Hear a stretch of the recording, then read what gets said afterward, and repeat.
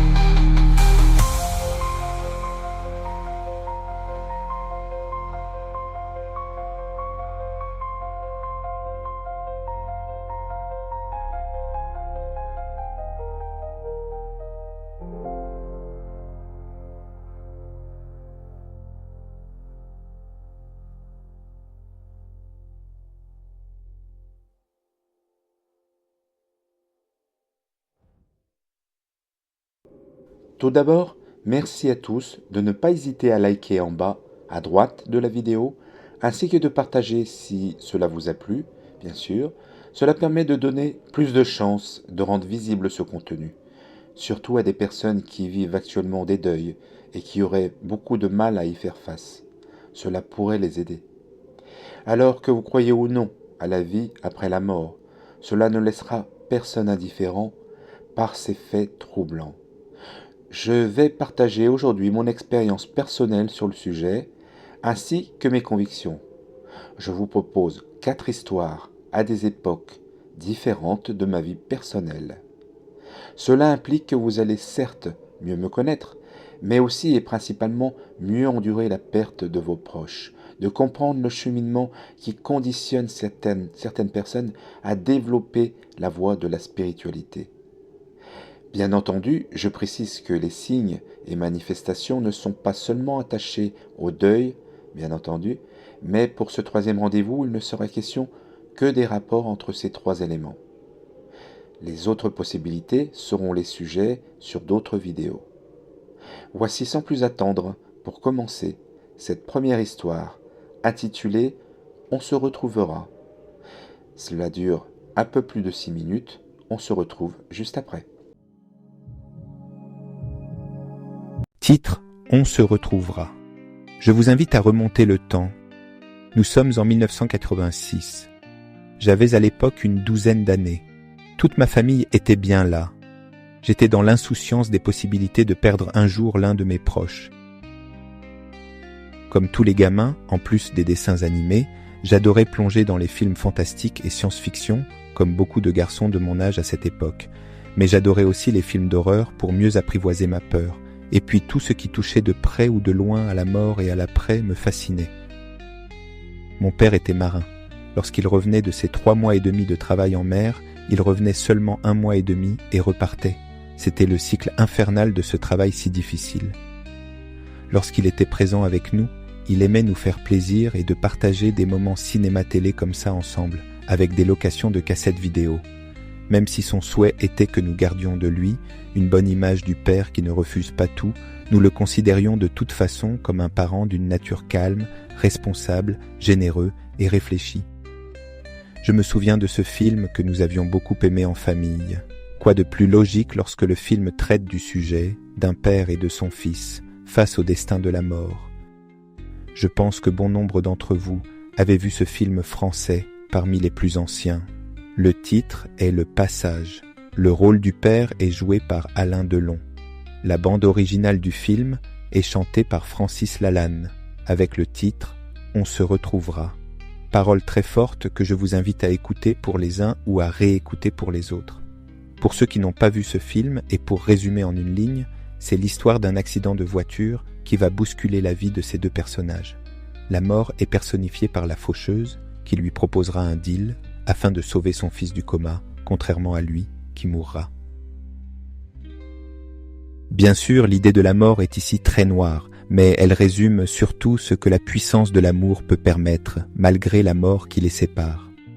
Pour la fin, je vous laisse replonger dans le film, si ça vous tente. Alors les discussions après film avaient aussi toute leur place. Je me souviens d'avoir dit à mon père, « Je sais pas ce qu'il se passera, mais si on meurt, ce serait sympa de se faire des signes, disais-je d'un naturel, comme si cela était une évidence. Je me souviens qu'il était impensable dans ma tête à cette époque, qu'il ne se passe rien après la vie, même si déjà à cet âge, je ne croyais en aucune religion. C'était comme une intime intuition inconsciente. Je me souviens aussi des paroles de mes parents de nous conditionner à 2 ou 3 occasions sur la probabilité qu'un jour ils ne puissent plus être là, comme si mon père parlait d'une destinée qu'il connaissait au fond de lui, mais de manière inconsciente. Cela avait le don de laisser l'intuition que cela pouvait arriver effectivement, puisque plusieurs fois il disait ne pas forcément vouloir vivre vieux, crabes à terre, selon leurs termes. Mais mon mental rejetait de suite cette idée. Suite à un cancer, en l'an 2000, mon père, à bout de force d'un traitement qui avait finalement eu raison de lui, en pleine nuit, avait plongé ma mère dans le désarroi le plus total. Au petit matin, ma mère me réveille en sursaut, en hurlant mon prénom. J'avais tout de suite compris. J'étais l'aîné, c'était logique. J'avais 26 ans, je travaillais à proximité de chez mes parents, mais nous étions un dimanche, et je revenais certains week-ends, surtout en ces périodes compliquées. Ma mère en sanglots me disait « Dis-moi qu'il n'est pas mort ». Elle le répétait plusieurs fois. Je touchais son front et je voyais mon père bien pâle. Je passais ma main au niveau de la bouche et du nez, juste pour confirmer ce que je savais déjà. Il ne respirait plus. Je vous épargne la suite de cette journée, mais je compris depuis ce moment qu'en plus d'avoir perdu mon père, désormais, ma famille compterait sur moi pour tenir debout. Très certainement que sans mon frère cadet, je n'y serais jamais arrivé. J'avais cette chance que nous nous soutenions pour incarner les 2 nouveaux piliers de la maison. Mon plus jeune frère était si jeune avec ses 17 ans, en proie lui-même avec ses propres problèmes, et ma mère si détruite intérieurement. Sa vie avait définitivement basculé, sans que nous le sachions vraiment à ce moment-là. Quelques mois passèrent, mon frère cadet et moi devions porter le fardeau de gérer la maison sans l'apport financier du travail de mon père, gérer les difficultés que rencontraient notre petit frère et notre mère, à trouver un souffle nouveau à leur existence et essayer de gérer notre propre existence avec notre travail.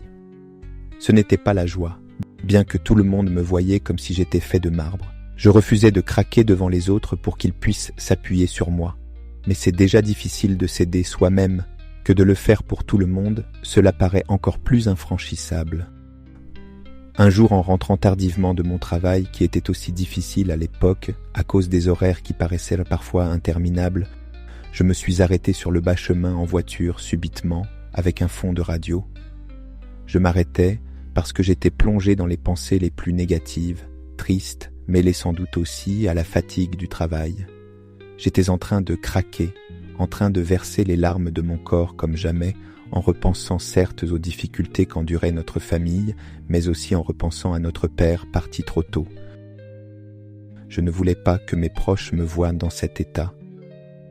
Lorsque j'ai pensé à lui en me disant « Tu me manques », j'entends à la radio à la seconde près le titre phare de Francis Lalanne. On se retrouvera.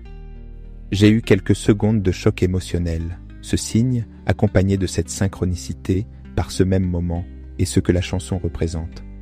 Cela m'avait bouleversé. Cette fois, ma détresse se transformait en larmes de rage et de force. j'avais compris. Je remerciais mon père pour ce signe. C'est l'un des plus forts de ma vie, que je n'oublierai jamais. Cela m'avait reboosté sur le plan personnel, comme si on remplissait de carburant une voiture. J'étais peut-être épuisé physiquement, mais je retrouvais une certaine force mentale. J'avais à ce moment-là la conviction et la confirmation que nous n'étions pas seuls. Je savais que là-haut, notre Père veillait quelque part, sur nous.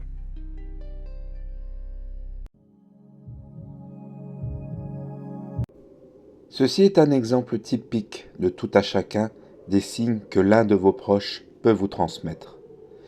Cela s'est passé par le son, mais cela pourrait être aussi bien l'image ou une odeur d'un parfum, par exemple. Seul l'endeuillé peut ressentir à son paroxysme la sensation que cela procure, à cause du vécu, des souvenirs très forts entre le défunt et lui, le proche vivant. La synchronicité est aussi le moment incroyable qui crée l'alchimie en ce moment spécifique. En effet, c'est au moment précis de la pensée de mon père que la radio diffuse cette chanson qui n'était plus à l'époque des hit parades depuis plus d'une dizaine d'années. Le signe implique la cohésion entre les sentiments, le vécu, la réponse et le timing. Maintenant, je vous invite pour cette deuxième histoire intitulée « La montre bleue », afin de découvrir une autre façon de percevoir un signe en rapport avec la mort, sans que ce soit dépendant du défunt lui-même cette fois.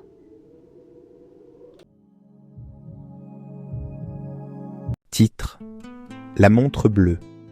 Cette fois, nous sommes en été 2003. Ma mère lutte malgré tout du mieux qu'elle peut contre toute sa peine pour essayer de trouver une raison de vivre sans mon père. 3 ans, c'est court et c'est long à la fois dans ces périodes tristes. Pour certaines personnes, les chocs émotionnels paraissent tellement insupportables et insurmontables que cela atteint aussi les proches. Malgré tout, les addictions sont parfois un échappatoire pour les personnes fragilisées par ces chocs afin d'oublier les soucis de la vie. En tout cas, nous savons tous que c'est une illusion. Il ne s'agit pas de condamner les attitudes, mais de comprendre. Notre mère, à nous 3, ses 3 enfants, n'échappe malheureusement pas à ce destin-là. Par ce fait, la santé reste fragile dans ces conditions. Les mises en garde du médecin retentissent comme des alertes oranges qui peuvent virer au rouge à moyen terme si les réactions ne s'améliorent pas. De notre côté, mes frères et moi tentons à tour de rôle de lui apporter notre soutien du mieux que chacun peut, selon ses possibilités, avec nos jeunes âges et peu d'expérience de la vie à cette époque-là. Aussi par rapport à la perte d'un être cher dans une vie de couple. De mon côté, j'essaie de lui donner le sourire, avec quelques moments d'humour. De partager 1 ou 2 moments cinéma par-ci, par-là avec ma mère, de refaire le monde avec des grandes discussions également. Et elle semble apprécier tous ces moments, bien sûr. Un jour, elle décide de me faire plaisir, elle n'a aucune idée de ce qu'elle pouvait m'offrir pour mon anniversaire. Bien que sa santé était pour moi, bien évidemment, le plus beau cadeau de ce qui pouvait arriver et qu'elle pouvait m'offrir, elle le savait bien. Elle souhaitait m'offrir un petit bien matériel, afin de marquer mon anniversaire de 29 ans. Elle y tenait. Elle pensait soudainement à une montre parce qu'elle savait que je n'en portais jamais. Même si je préférais les petits portables qui me donnaient l'heure, puisque ce n'était pas encore l'époque des smartphones, qui se commercialisaient à partir de 2007. La raison était simple, mon poignet ne supportait pas le métal et toutes mes montres que j'essayais de porter à l'époque pouvaient soit tomber en panne ou avoir une défaillance de l'heure. Les aiguilles semblaient déroutées avec moi. Je me retrouvais avec un décalage horaire de plusieurs minutes parfois. C'est pour cette raison que je les mettais par conséquent en avance, pour éviter le retard. De plus, les bracelets me procuraient des plaques rouges sur le bras. Ça n'était véritablement pas fait pour moi, et je n'en comprenais pas la cause. Lorsque vous avez du magnétisme, inconsciemment, c'est un des facteurs qui peut expliquer ces désagréments. Ma mère ne souhaitait pas faire d'erreur et préférait me demander avant d'acheter. Je n'ai pas osé lui en dire trop sur le sujet, mais j'ai préféré la laisser faire car elle semblait embarrassée sur le fait de devoir choisir un cadeau. Je me disais que c'était son plaisir, de faire plaisir, justement. Je ne voulais pas gâcher son enthousiasme. Je lui ai simplement évoqué de choisir une montre avec un bracelet qui n'est pas de matière métallique ou cuir pour éviter ces démangeaisons au poignet. De plus, je me disais que s'il le fallait, je mettrais la montre dans ma poche si je devais constater que l'heure se décalait de nouveau. Son choix se portait sur une montre de couleur bleue. Elle savait que c'était une de mes couleurs favorites et avait opté pour un bracelet en matière caoutchouteuse. Moi, c'est son sourire retrouvé un instant, de vouloir me faire plaisir qui me satisfaisait. Elle prenait bien le temps d'ajouter de dire « et ne la perds pas » avec son air autoritaire. Quelques mois passèrent et c'était une époque où je travaillais dans une usine. Je faisais de l'intérim parce que j'avais claqué la porte d'une entreprise qui abusait de ma gentillesse et de ma naïveté. Peu après le décès de mon père, j'avais eu un temps de réflexion et j'avais probablement fait un déclic intérieurement, celui de m'affirmer davantage, d'oser dire non et bien plus à ceux qui espéraient tirer profit de moi. Mes défauts faisaient aussi surface et je me fichais de ce que pouvaient penser ceux à qui cela ne plaisait pas. Aussi, dans cette usine, l'ambiance n'était pas du meilleur auspice entre un salarié cariste et moi. Nous échangions quelques clashs lorsque nous avions le malheur de nous croiser. Peut-être pensait-il du haut de son chariot élévateur avoir un pouvoir d'être supérieur à ceux qui exercèrent de l'intérim. Un jour, il avait fustigé envers moi. « Tu es le genre de gars qui restera toute sa carrière à l'usine », disait-il de son statut de contrat indéterminé, en tant que cariste. À chacun notre ego, je lui avais répondu de bien retenir sa phrase, parce qu'il était loin de me connaître, et je savais au fond de moi que ce travail n'était qu'un petit temps pour réfléchir à mon futur. Je ne croyais pas si bien dire malheureusement, et j'étais loin de me douter que son outil de travail serait l'instrument du signe qui allait traverser mes pensées. Mon travail consistait d'alimenter le matériel des chaînes de production où de nombreux salariés étaient sur des postes fixes. J'aimais bien ce que je faisais à cette époque-là, malgré les difficultés de la rentabilité à effectuer, car j'avais le privilège de bouger dans toute l'usine. Je piétinais beaucoup entre les sas, les couloirs et de grandes salles différentes. J'aimais le fait de voir des gens différents à chaque fois et de ne jamais effectuer la même rengaine, contrairement à d'autres salariés. Ce jour-là, j'avais bien ma montre sur mon poignet. Même si j'avais moins de problèmes avec cette matière, ça m'arrivait de l'enlever de temps en temps, pour éviter de petites démangeaisons. Je revenais d'une autre plateforme de l'usine pour alimenter une chaîne. J'avais donc quelques paquets dans les bras. Je me rends compte au bout de quelques mètres que ma montre s'est inexplicablement détachée de mon poignet. J'étais persuadé de l'avoir bien attachée. Le principal était que je m'en rende compte sur l'instant, bien sûr. Inutile de chercher dans tous les coins, je la vois à quelques mètres, j'étais soulagé de ça sur l'instant. Je pensais à poser mes paquets dans un coin et à récupérer ma montre posée là, au sol, au milieu de nulle part. À peine ces pensées me traversèrent l'esprit que le cariste passait comme par hasard, précisément à cet endroit, à cet instant, et roulait sur la montre. Il ne s'en est même pas rendu compte et était déjà parti loin lorsque je posais les paquets par terre. La montre était brisée. La marque de la montre était Seiko avec l'intitulé « Présage » en bas.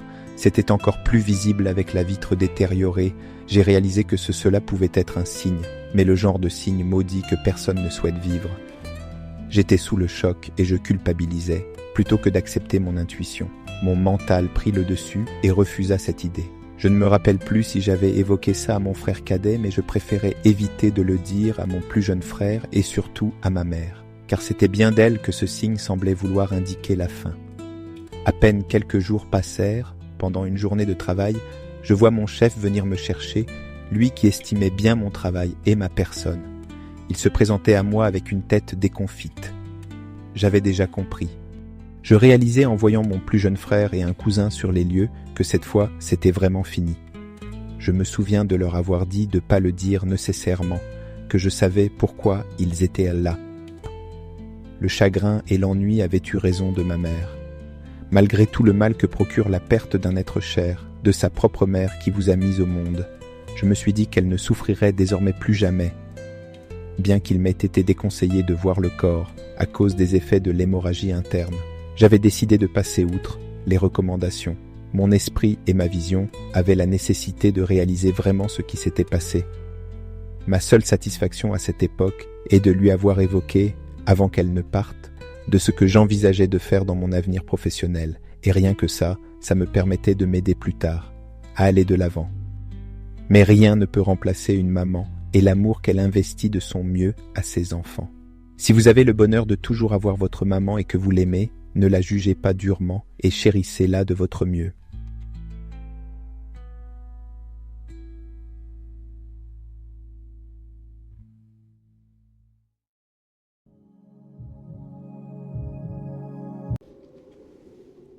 Percevoir les signes n'est pas toujours un cadeau, et peut même être lourd à porter. Mais d'un autre côté, il prépare, il conditionne le vivant à un futur départ. Reste que pour nous, c'est toujours difficile et compliqué de l'accepter. Petite anecdote supplémentaire, l'ironie de cette histoire est de le temps passé dans cette usine qui aura servi de transition, avec une durée de 9 mois de ma vie personnelle. 9 mois qui représentent aussi la conception d'un bébé dans le ventre de sa mère. Ce même temps qui aura servi dans mon cas à une réflexion sur mon avenir. Alors cette montre offerte par ma mère, symbolisant le lien qui nous reliait sur les derniers instants, par la destruction de celle-ci, n'importe qui y verrait un mauvais présage.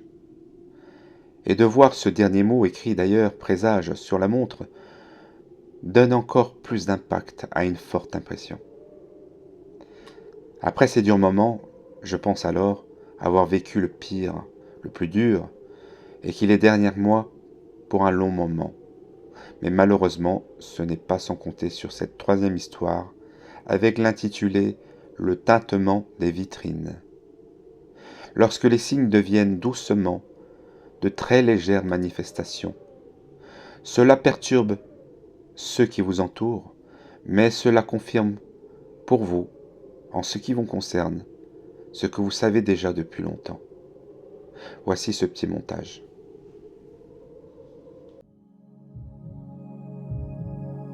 Titre : Le tintement des vitrines. Être l'aîné d'une fratrie, c'est aussi la possibilité de choisir d'assumer les responsabilités ou de vous dérober. Entre mon petit frère et moi, il y avait presque une dizaine d'années de différence. Après sa naissance, j'étais fier de porter ce petit bébé dans mes bras et heureux qu'il vienne agrandir notre petite famille. J'avais tout de même peur de le faire tomber comme un jouet que je pouvais casser à l'époque, parce que je savais que ce n'en était pas un. C'était un petit être que je voulais protéger. En grandissant, je comprenais que les centres d'intérêt n'étaient pas forcément les mêmes et qu'il affirmait un caractère bien différent de ses frères. Il héritait probablement de la fougue de ma mère. Cela lui procurait une certaine forme d'assurance et de spontanéité que beaucoup admiraient. C'était dû aussi à son enfance très difficile, où il devait effectuer des séjours à l'hôpital pour des opérations et des traitements compliqués sur des sujets médicaux auxquels j'épargnerai le descriptif. Pour toutes ces raisons, il avait certainement forgé son caractère par ces moments difficiles. C'est si cruel qu'un enfant endure ses souffrances physiques et morales, si jeune, de la naissance jusqu'à la puberté. Lorsqu'il devenait adolescent, cela laissait forcément des traces indélébiles en lui qui l'affectaient intérieurement. Ce qui expliquait cette manière d'être dans l'impulsivité et la défensive lorsqu'il considérait mal quelque chose.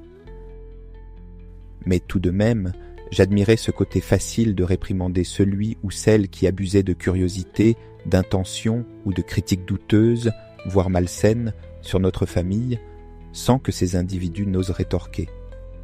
Après tout, il avait tout simplement hérité du caractère familial maternel, rien d'anormal à ce propos. Cela devait certainement séduire ses amis et ses copains de sortie. Il avait le désir de s'évader du quotidien en sortant dans des boîtes de nuit et des rêves partis. Le monde de la nuit était son monde. Il aimait tout simplement s'amuser. Quoi de plus logique à nos époques, parmi les jeunes? Mais ce n'était pas sans compter sur les dérives extrêmes de ces endroits que nous connaissons, entre drogue et alcool.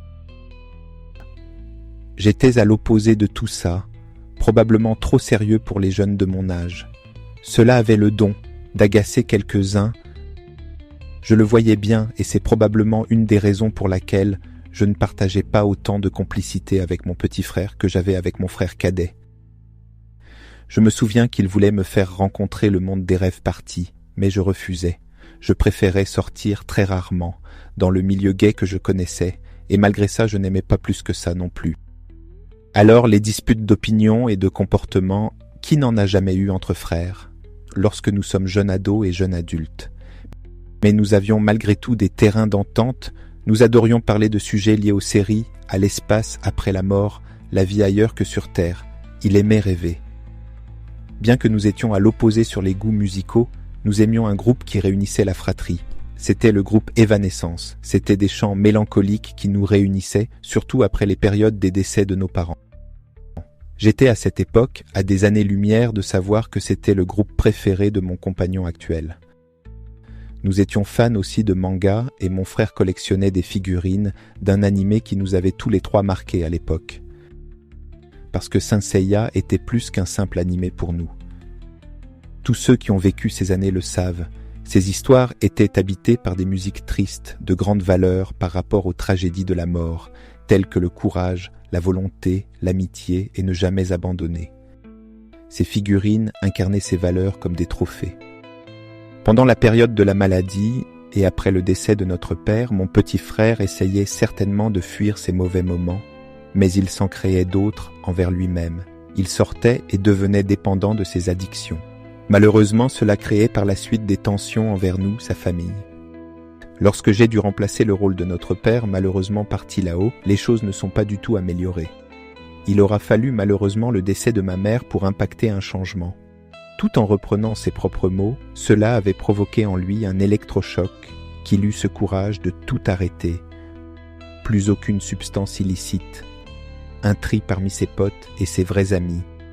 Des sorties plus calmes et une rencontre amoureuse. Il était très heureux de présenter sa nouvelle chérie et que le courant passe très bien entre nous trois. Une nouvelle complicité naissait entre mon frère et moi. Nous partagions un déplacement sur Paris ensemble afin d'apaiser un passé douloureux en 2007. Un moment de calme semblait enfin venir apaiser les tensions et les tragédies. Mais d'autres problèmes ne tardèrent pas à naître. Mon frère devait payer l'addition d'un problème du passé avec un différend avec la police. 1 mois de détention avait été requis contre lui avec une lourde amende pour avoir fait valser un képi. Il avait la possibilité de sortir la journée et il n'avait plus de travail.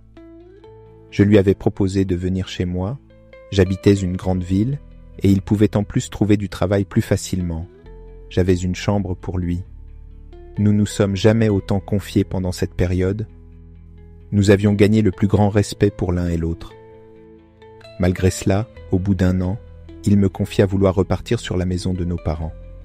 La grande ville était une tentation constante du risque de rechuter dans ses travers du passé. Je comprenais et je respectais sa décision. De plus, il retrouvait sa chérie plus souvent. Mais le temps passait et mon petit frère devait aussi retrouver le poids des souvenirs lourds du passé dans la maison. Sans compter une rupture affective suite à des disputes répétées, même s'il luttait contre ses tentations grâce aux médicaments. Il avait un beau jour additionné le tout avec de l'alcool. 1 semaine avant, je l'avais vu le week-end de Noël avec mon frère cadet.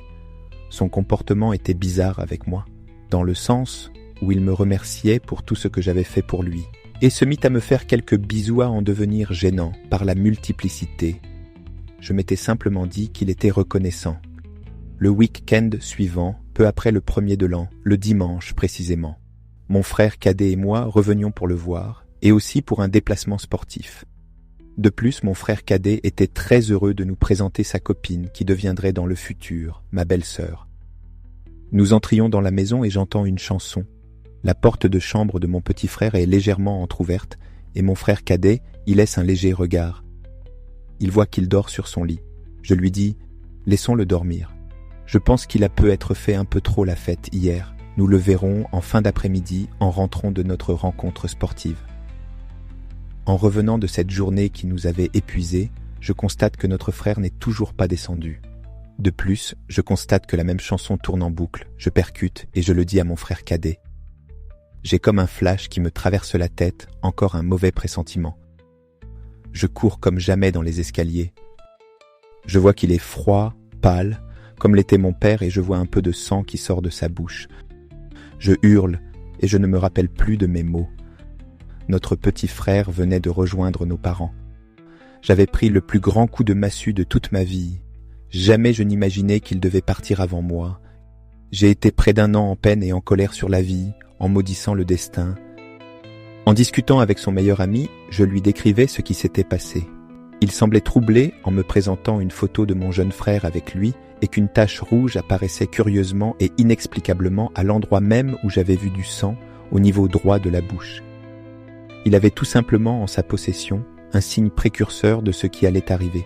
Troublant, non ? Un temps plus tard, je gardais quelques affaires de mon petit frère. Il me manquait, je l'aimais. Mon frère cadet m'avait dit de garder les figurines qu'il collectionnait. Celles-ci aujourd'hui ont aussi une valeur affective.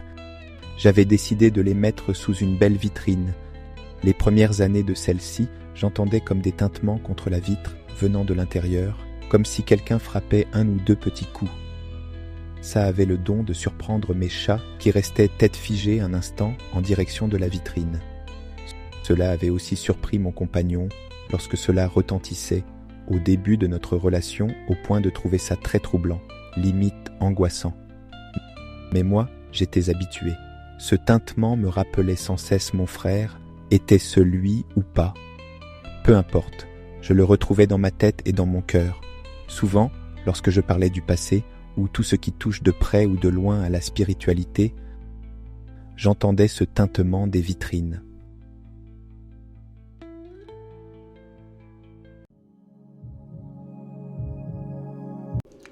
Le son frappé sur la vitre venant d'une vitrine n'est pas quelque chose que vous entendez 7 fois à la radio, ou cela ne provient pas non plus de quelqu'un de vivant. Elle n'est pas aussi une futilité d'un bois qui craque sur une toiture, qui peut arriver à n'importe quel moment tout le long de votre existence. Ici, ce tintement n'apparaît qu'à certains moments clés. Par exemple, avec mon compagnon. Cela a servi de lui prouver que mes histoires n'étaient pas de la fabulation. À d'autres moments, cela tintait quand je traitais quelque chose en rapport avec l'au-delà, ou le spirituel. Et encore à d'autres, c'est simplement parce que j'évoquais le passé. Aujourd'hui, à notre époque, je n'entends presque plus ces tintements. Disons qu'ils se sont raréfiés. Maintenant, l'idée n'est pas de s'apitoyer non plus des vivants de la perte de 3 chairs en une décennie. Surtout que bien des gens vivent des moments aussi durs entre la misère de la guerre, la disparition sans aucune trace d'un enfant, de découvrir aussi la noirceur, par exemple, d'une âme meurtrière ou plus encore d'un proche, par exemple. Il ne s'agit pas non plus de faire une hiérarchie sur l'intensité de la violence d'une épreuve difficile. Je parle ici surtout de vivre un deuil, simplement cela, et de percevoir les signes que les défunts ou l'au-delà nous transmettent. Il s'agit bien de les analyser et de les comprendre. Très souvent, c'est un soutien moral par rapport à la tristesse de votre histoire. Et parfois, cela invoque davantage. C'est ce que je vous invite à découvrir au travers de cette dernière vidéo justement de 9 minutes, auquel l'intitulé se nomme « Lorsque l'invisible se manifeste ». Vous allez vous apercevoir, si ce n'est déjà le cas, que les manifestations et signes prennent parfois une dimension encore plus forte, voire très proche du poltergeist. La voici.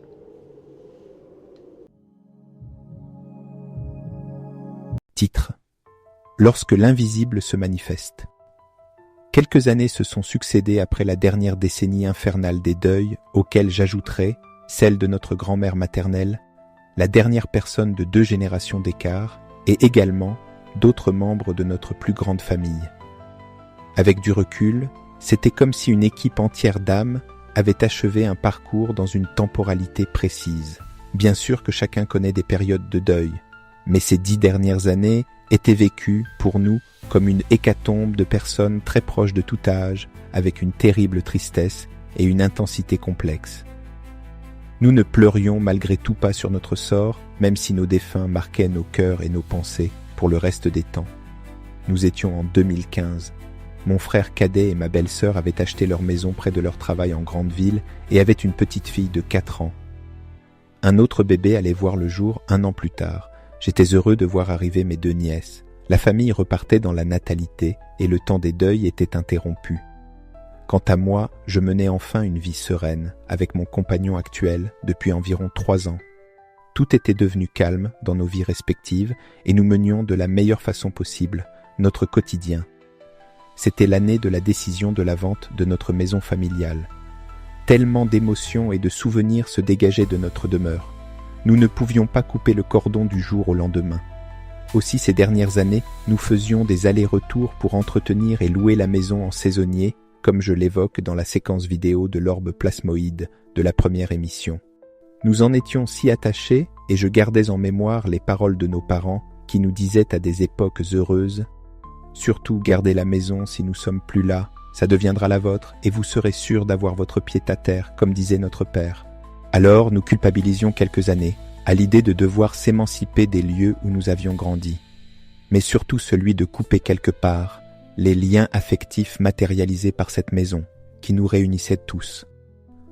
Aujourd'hui encore, je rêve certaines nuits que je retourne là-bas en mêlant des personnes vivantes, actuelles, des âmes de nos défunts et bizarrement certaines âmes inconnues.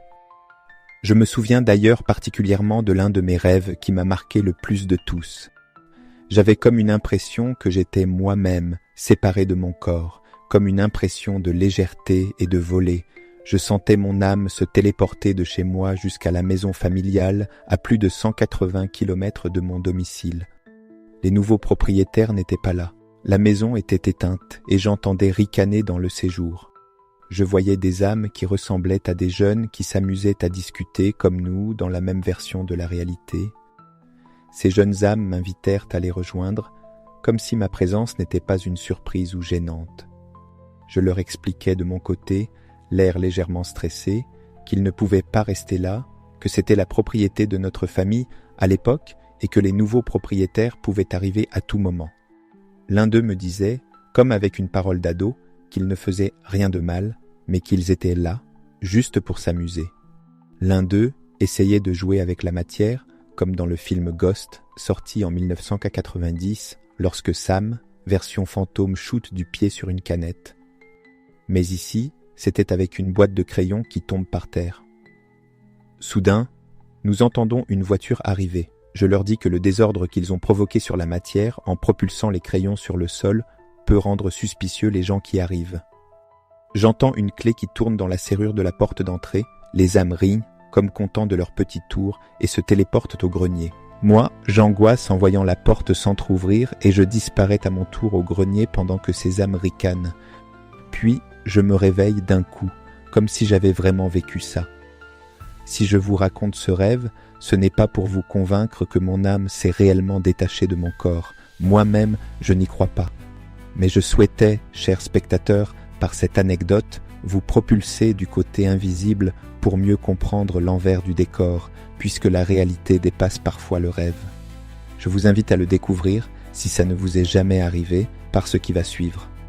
Alors, de retour à la réalité, mon frère et moi avions enfin pris notre décision de vendre la maison. Je m'en souviens parfaitement des dates, puisque le compromis de vente a été signé le jour d'anniversaire de mon frère cadet. Et l'acte de vente définitive a été signé le jour de mon anniversaire. Étrange, non ? Alors la période de vente est comme un déchirement. C'est comme si vous abandonniez tout votre passé, et la culpabilité se cramponne à vous, comme si vous étiez fautif de votre décision. Alors un soir, lorsque la nuit était présente, j'étais seul dans mon appartement et dans mon salon avec mes chats qui dormaient profondément sur le canapé à côté de moi. Je ne me souviens absolument plus du programme télé que je regardais à ce moment-là, mais c'est sans importance. J'étais dans un état de fatigue bien routinier après une journée de travail. Le genre d'état qui ne vous met pas en sommeil, mais en état de tranquillité et hors des pensées de toutes sortes.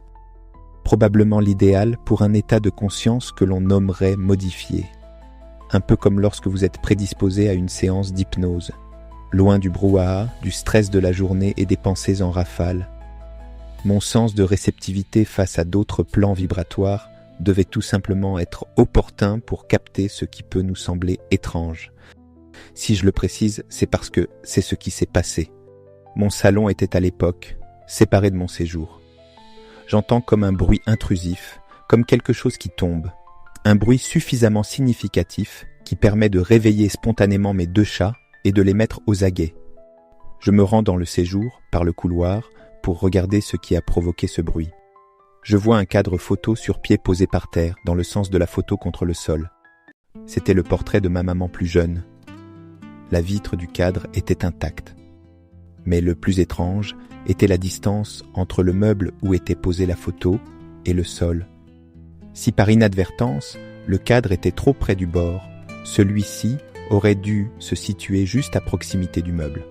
Or, il y avait presque 2 mètres de distance. De plus, il n'y avait aucun vent pour le propulser puisque tout était fermé au niveau des fenêtres. La porte d'entrée était bien verrouillée.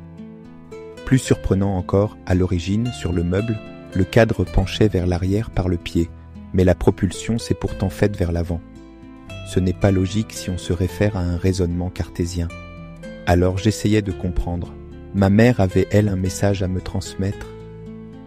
Le lendemain, je décide d'appeler mon frère pour lui raconter ce moment étrange. Il m'écouta et fut surpris, pas seulement par ma révélation, mais par ce qu'il avait lui-même vécu. Le même soir, dans les mêmes tranches horaires. Il me racontait qu'en descendant les escaliers chez lui avec ma nièce dans les bras, un cadre photo qui était fixé au mur, au-dessus des escaliers, était tombé au sol au moment de son passage. Il s'en souvenait bien, puisque cela avait fait pleurer ma nièce. C'était le portrait de notre petit frère. Là aussi, la vitre du cadre était intacte. De plus, mon frère est un très bon bricoleur, il n'y avait aucune raison que ce cadre tombe.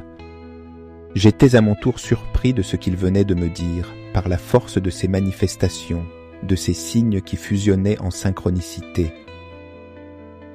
Curieusement, je lui dis spontanément, par le fait que les vitres n'étaient pas fissurées, je prenais ce détail positif comme un signe qu'il valide notre choix de vente de la maison. Je prenais conscience que nos proches étaient une nouvelle fois présents avec nous, pour enlever cette culpabilité qui pouvait subsister encore en nous. Nous avions compris que notre père, notre mère et notre frère n'étaient jamais loin. Que quoi qu'il arrive, il fallait que nous regardions toujours devant et de ne pas vivre par le passé.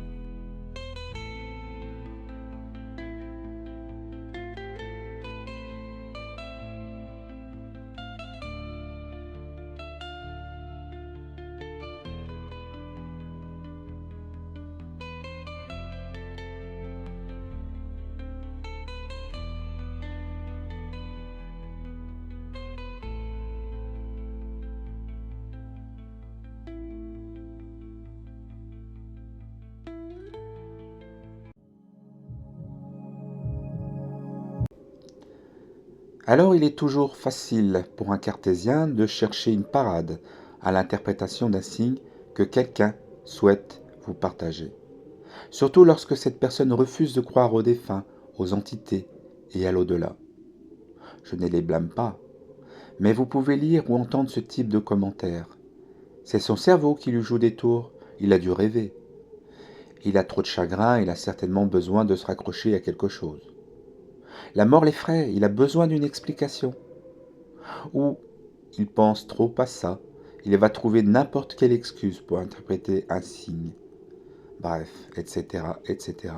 À partir du moment que le refus est là, vous ne pouvez pas forcer une personne à y croire. Elle aura toujours besoin de se rassurer avec du rationnel, de la logique et de la matérialité.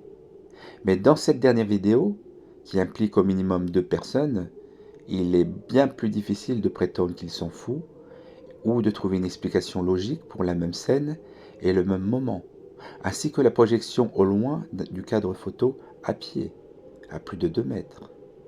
D'autre part, pour les plus accros de la fameuse phrase « c'est un énorme concours de circonstances et de coïncidences », il faut savoir que ces 4 histoires ne sont pas les seuls et uniques signes que j'ai vécus, que j'ai pu percevoir. Ce n'était qu'une partie. Ce sont simplement des signes forts liés à mes proches que je souhaitais partager avec vous ici. Je vous partage bien sûr mes convictions et j'ai bien entendu passer le stade du questionnement ou du scepticisme depuis longtemps maintenant.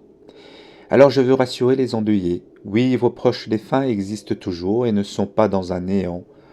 Oui, la vie après la mort existe bel et bien. Pour reprendre nos mots, très terre à terre, exactement, afin que chacun comprenne.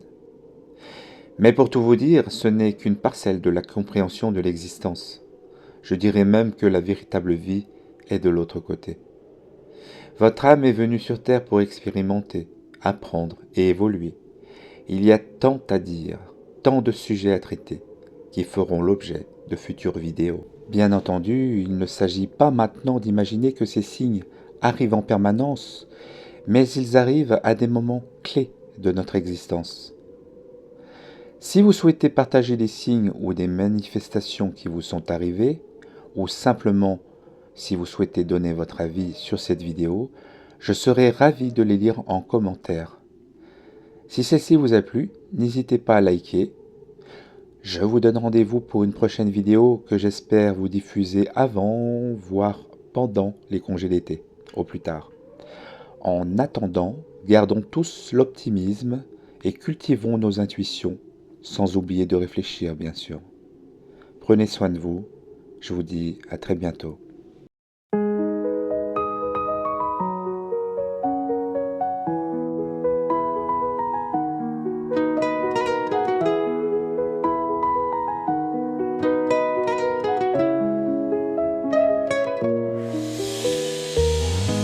Dans la nuit étoilée de l'espace, nos regards s'effacent, nos âmes soumises aux épreuves de la dualité. Recherche éperdument le chemin des vérités.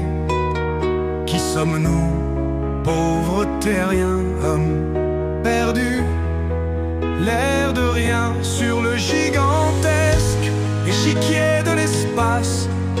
Sommes-nous ici pour retrouver les chants de divinité et non de l'impasse? L'amour est éternel, c'est le fruit et l'essence de nos âmes. Éveillons-nous pour aider nos frères et aspirer à un meilleur monde. Nous écouterons les guides pour suivre les plus belles ondes. Nous sommes les fils des étoiles et nous suivrons notre destin dans la lumière de l'amour intégral.